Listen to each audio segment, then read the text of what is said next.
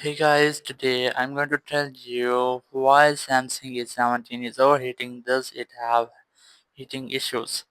If you're using A17 and your Samsung A17 is overheating, so let's see how can you fix that.